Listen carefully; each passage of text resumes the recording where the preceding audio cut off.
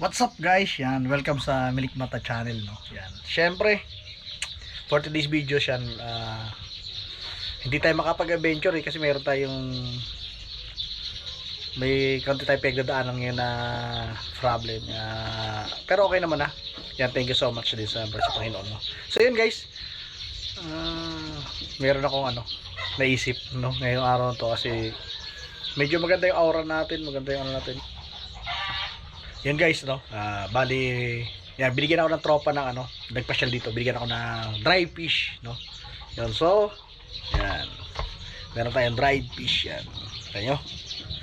So yun, gagawin natin ng fish yan.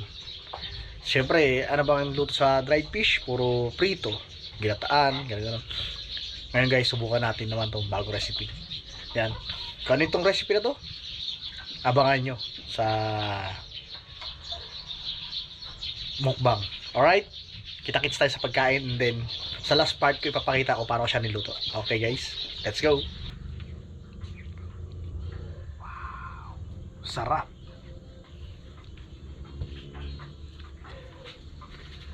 So yun guys, yan, magandang gabi sa atin lahat, no? Yan. Perfect na perfect yung araw to kasi umuulan. So yun, first time nito guys makikita, no? Na makakita kayo guys ng dried fish sinigang, no? Syempre, tikman mo natin, no?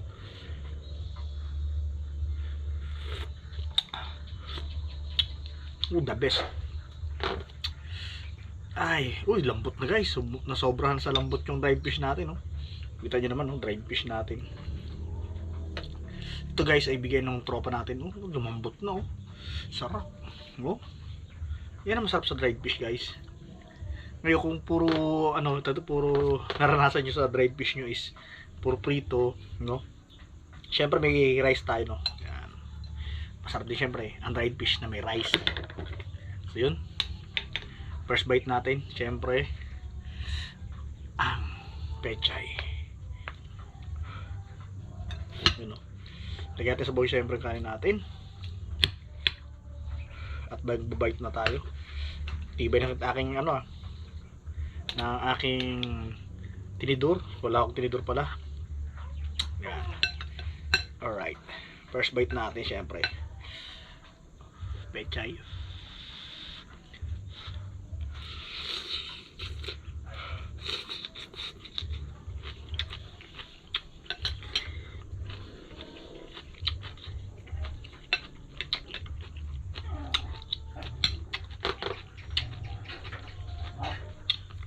Ito isda to guys, ito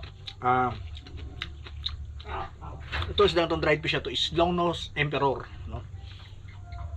Itong dried fish na kasi pag sinigaw mo yung dried fish guys, nawawala yung alat niya. Kaya try nyo, napakasarap.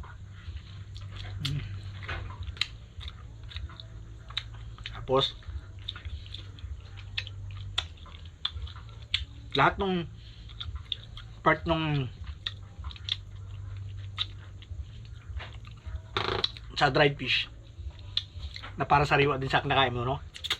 Hindi na makakain mo yung mga ganito, yung mga ganito, yung mga balat niyan. Ngayon makakain mo siya kasi malambot na siya dahil nga sinigang na, no? Ayan, no? Sarap guys nung lasa niya. Bali yung alat niya is wala na kasi gawa ng binabad na natin naman ito bago natin siya binabad natin sa tubig, no? Tapos bago natin siya sinigang. Kaya sobrang lambot niya na.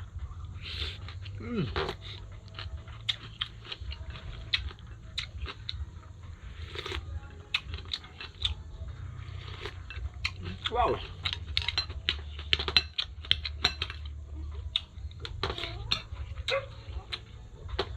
Kaya kung guys, kung sawa na kayo sa dried fish na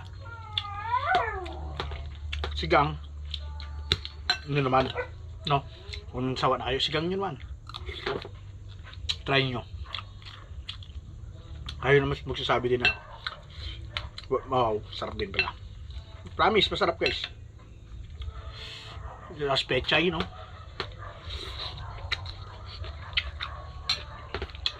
Ano naman yun eh? Ano lang yan? Explorer. No? Lambot to.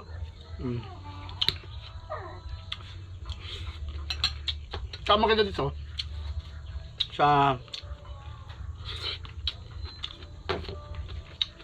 crop. Ano siya? Fresh na fresh nung dinaing siya. Kasi galing laot to eh.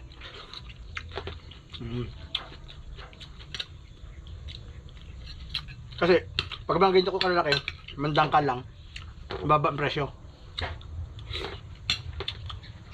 Kaya ginagawa nila, dadaing, kasi pag dried na siya, mas mahal na siya benta ngayon. Kasi dumadayo pa sa ito, mga yan, kaya nakakapag-dried fish sila, kasi dumadayo pa sila ng West Philippine Sea.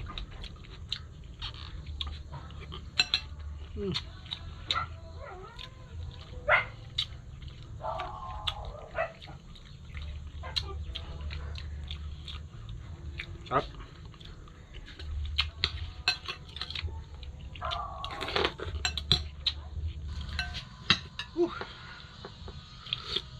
Sarap.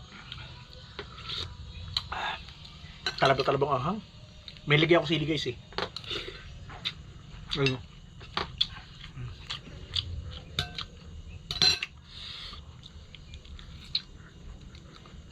Sarap. Kaya guys, try nyo to. Sobrang sarap. Hahabihin ang dried fish. Hindi lang pang almusal, no? Hindi lang din pang prito. Pwede na rin siya sa sigang.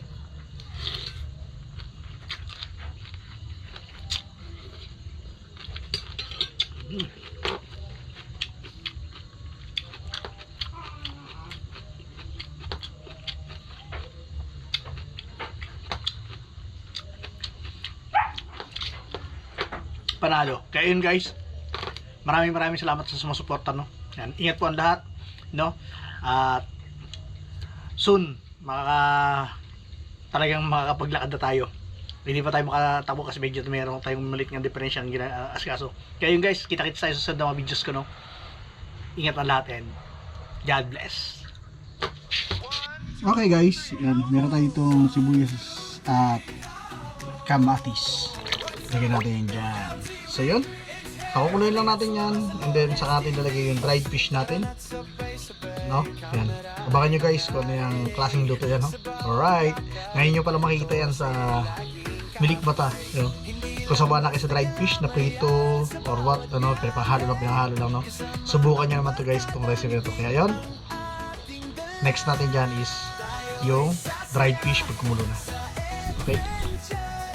Guys, yan, kumukulo na. Lagyan natin itong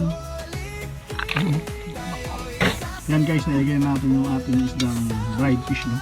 Yan guys, 2 piraso yung nilagyan natin dried fish. Dahil mag-isa lang naman ako, kaya 2 yan. So yun, sa magtatanong bakit ganyan ang kulay nung sabaw natin, nag-add yan, kung bakit ganyan ang kulay guys, ay nag-add pa tayo ng seasoning. Yan. Kaya yun, hintayin natin kumulo yan. Pag kumulo na ulit, lalagyan natin yung pechay. Alright. Yun guys, luto na yan, no?